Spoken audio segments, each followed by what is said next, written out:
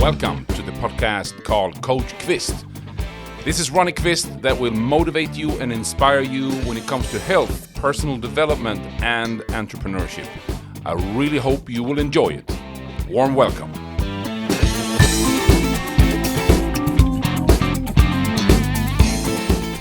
Hi again. It's time for episode number 2 in my podcast, Coach Kvist. And in this podcast, I'm going to talk about health in general and your own personal responsibility to your health. This is an area where I have been giving a lot of speeches in for many years. And something I have a passion about is this thing about health in general. As you could hear in my intro, I have been working in the health and sport and rehab world for 29 years. And this is an area where I think it's something has gone wrong, because we know more than ever when it comes to health.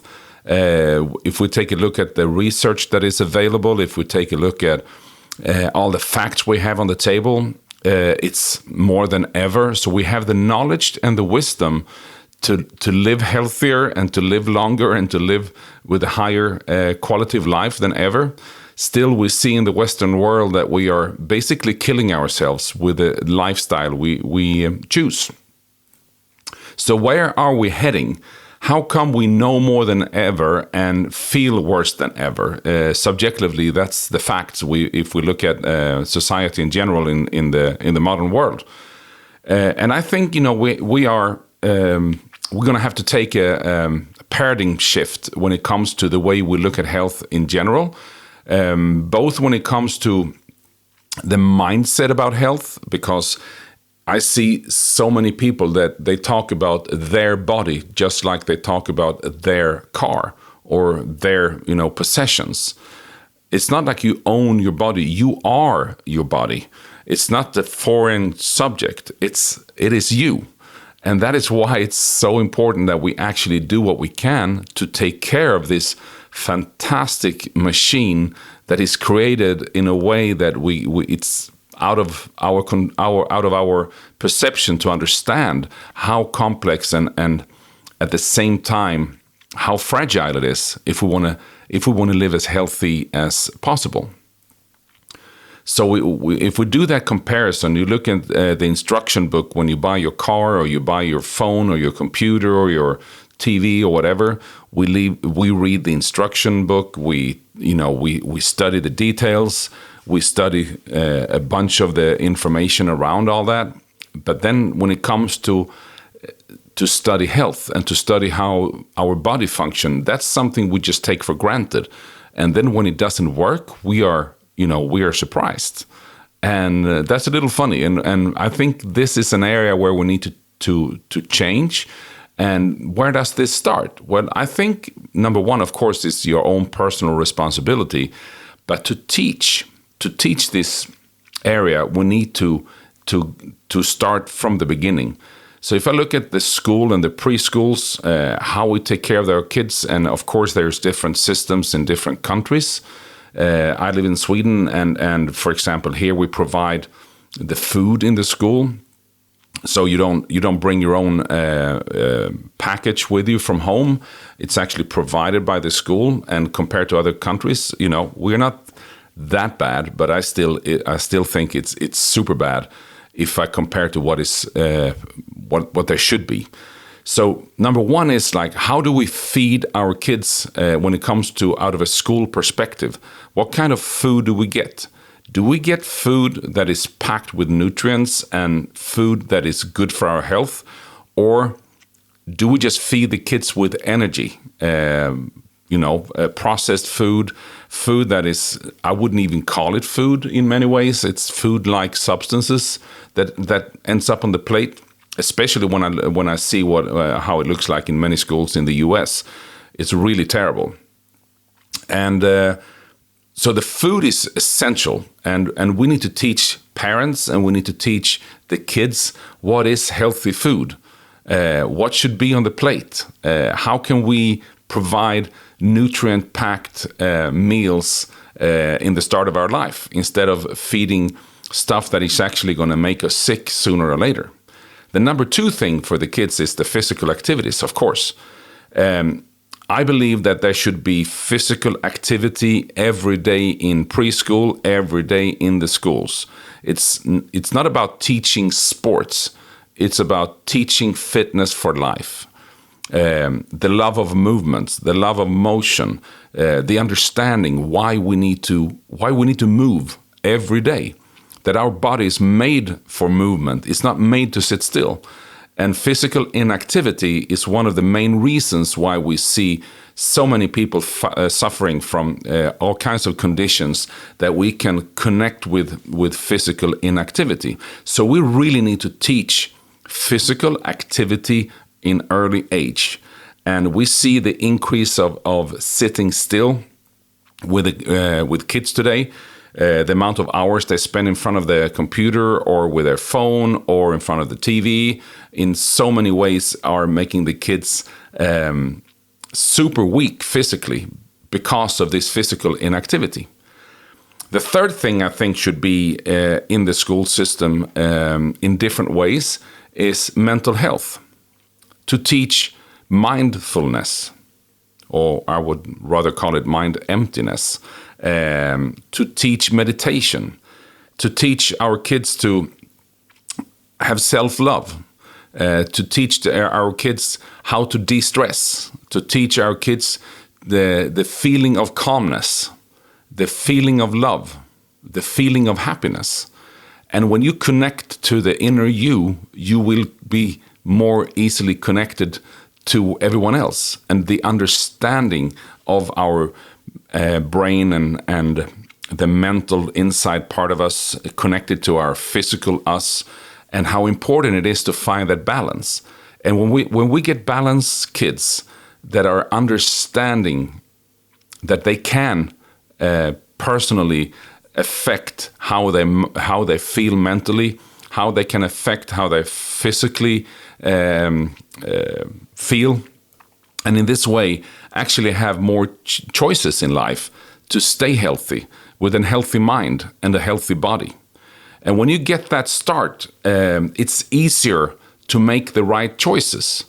And I believe, for example, when I grew up in Sweden, when we finished upper high school in the US, when we were 18 or 19 in Sweden, we had to do 1 year mandatory military service back in the 80s. And I'm not too much a fan of anything to have to do with military stuff, but I really, really believe in the boot camp part of it. The routines you learn, the discipline, the teamwork, survival, cooking, nature, all that stuff. How to be connected to nature, how to survive in nature, how to cook healthy, how to live with other people that you might not love, but you learn how to get along with them. And when you teach that to young adults, that's something they will have with them for the rest of their life. And I think we would have more responsible grown-ups, and we would have a better understanding between races and between religious philosophies and different cultures, and we would be more united in understanding, which would be making happier people, basically. If I look at another part of the society, and it comes to the work life, what can we do out of a work perspective when it comes to health? Well, I think if I had a company, if I had a bunch of employees, in Sweden, I know how much it costs to have people that call in sick, and people that are not healthy, and they are not very productive. They mentally don't feel so good, and physically might not feel so good, and so on. And if it would be a benefit that they are actually aiming to be healthy, that people that are healthier has a higher salary, that when you go for your health and actually put in hours to work out, you put in the right cooking, you put in the healthy lifestyle, which improves the quality of life, but you also improve your capability of being productive and be a good employee at the office. And I think, the healthier the staff is, the lower the cost will be, the more productive they will be. It will be a win-win-win. And I think we can find a lot of in the Western world and hopefully soon also in the third world, the benefits of keeping people healthy. Because healthy people all have it easier to be happy.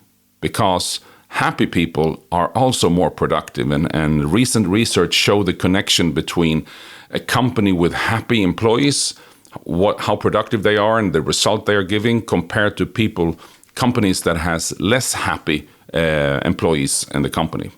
So when you get that freedom and you get the happiness and the health, it's a solution that I think would be beneficial in so many areas. And that's the way to go in the future, is to aim towards happiness and health. That will create so much more than the eagerness of making.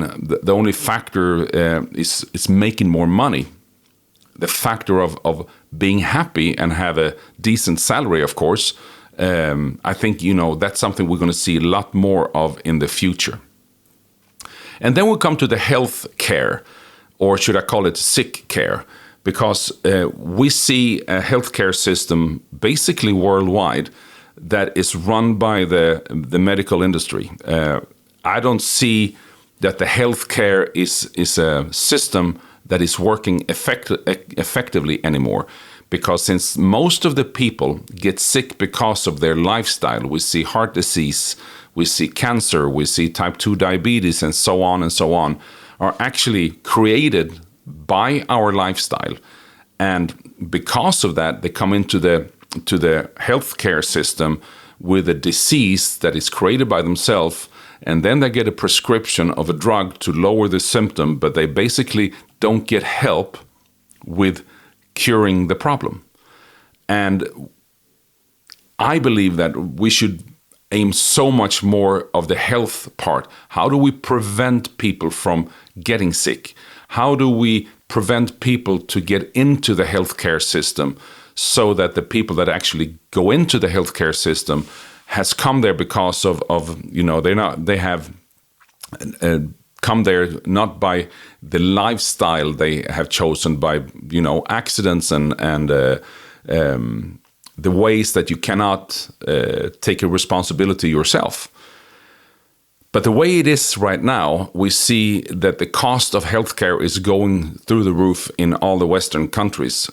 We see that the system is not created for this kind of problems, which means that if society would aim more towards the health instead of the sick part, we would save money, we would increase life quality, and we would have a win-win system for so many people in so many ways. And I'm not blaming the doctors and the specialists we have inside the healthcare system. There's so many people in the system that is unbelievably skilled and are making a tremendous difference in so many ways. But in the general way, where the reason why most people come into the healthcare system and how they get treated in the healthcare system when they have their high blood pressure, when they have their type 2 diabetes, when they're getting all these kind of symptoms, that is just a warning sign of, hey, dude, you have a lifestyle that you are allergic to. You need to fix your lifestyle. Don't take a pill to lower the system lower the symptom. You need to change your lifestyle so that you can stay healthy. And we know that we have most of the answers in nature. We know that natural medicine is strong. We know that vitamin therapy is something that is super effective, but it doesn't go hand in hand with the modern healthcare, and especially doesn't go hand in hand with the drug industry that is totally running our healthcare system in most countries today. So there needs to be a shift, and we need to go back to basics and see how did we do before the modern medicine? How did we do before we started to treat symptoms, and when we were actually focusing on treating the cause of the disease? And the knowledge is there, but it's really pushed aside by the forces that are not in there for the best interest of the population. I tell you that. And then we come to our elderly. We come to the people that has worked all their life and they have retired and they want to have a high quality of life, and they sooner or later, most of them end up in a nursing home. How do we take care of people there? How do we keep them happy? How do we keep them healthy? How can we do to make sure they don't lose their muscle mass and become weak and need help 24/7? How can we do to help them have a clear mind, thanks to physical activity and food rich in nutrients? How can we make them feel happy in life as long as possible, and not just have a place where we just keep them until they die? We need to take a look at that, and I think that within the next 5-10 years, I think there's going to be a tremendous increase when it comes to nursing home and how we take care of older elderly in a totally different way, because more and more of us, well, I'm 50 plus, and I'm thinking about where am I going to be in 30 years? Where am I going to be, and how can I have the highest quality of life, even though I'm 80 or 90 or 100 even? And all of that is something that I'm totally passionate about and thinking a lot about and talking a lot about and speaking a lot about. And when we look at the medical industry and we look at the food industry, those two factors are, for me, the scariest factors, because they run the food industry and the FDA, if you say in the US, or Livsmedelsverket in Sweden, or Fødevarestyrelsen in Denmark. And it's scary to see what kind of guidelines we need to follow, because you can tell that it's the food industry that is dictating what our governments are putting out, the limits and the laws and the information we get. In Sweden, we had something called Nyckelhål, which was, everything in the 80s, end of the 80s and beginning of the 90s, should have a green key on food items you bought in the grocery store. If it had a green key, it meant it was healthy. So everybody started to shop for the green key. But what was the green key? The green key was a proof that it was low in fat and basically that. And everybody thought that was good. But what happened? Well, people started to be scared of fat, and we were eating more carbohydrates, especially the refined ones with sugar and refined wheat and so on. And the levels of type 2 diabetes just skyrocketed. We had a government-supported campaign that we should drink more milk, and within a few years, Sweden was the highest milk drinking country in the world. But at the same time, we also had the highest levels of osteoporosis, which was the reason why we should drink more milk, was to get healthier and stronger skeleton.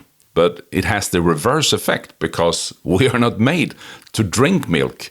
You can drink a glass of milk, no problem. But if you drink it on a daily basis in those dosages that was recommended back then, you got a weak skeleton and a bunch of other problems as well.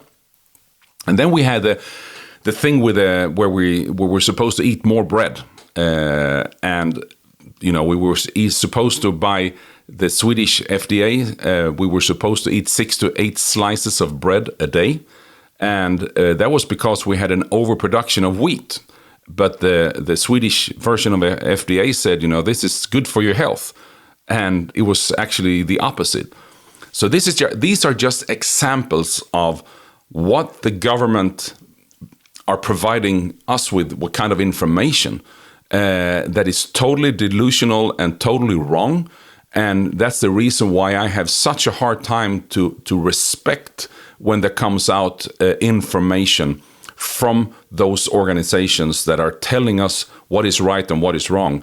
And common sense has left the room. So we really need to go and the opposite direction. We shouldn't dance along the tail with the food industry or the drug industry. We need to see what is the best for humans. How can we increase the quality of life for everybody in a big sense? So this is just like an introduction of my thinking when it comes to health, when it comes to what we can do in general in society. Of course, it's different from one country to another. I have the experience of how things are working here in Sweden. I lived in the US for 5 years. I have been a lot in a country like in Venezuela, where my wife comes from, which is right now a disaster, but that's a totally different story. And the other Scandinavian countries, I know pretty well how things are working there. But what can we do? These are the things that are, pumping my mind a lot of the time, and trying to get more people to take responsibility of their own life, to take charge, to be in charge of their own life quality, to make right choices, and to live healthier, and thereby be healthier longer in life with a happier and better life quality. So thanks for listening in for my first real episode in English, and I hope you like it. And this is like I said, in general, my thinking of health, the overall health, and what we can do. I will come more in detail in the different areas in different episodes coming up in the future. But I hope you enjoyed this one, and hope you will listen again. Thank you and goodbye.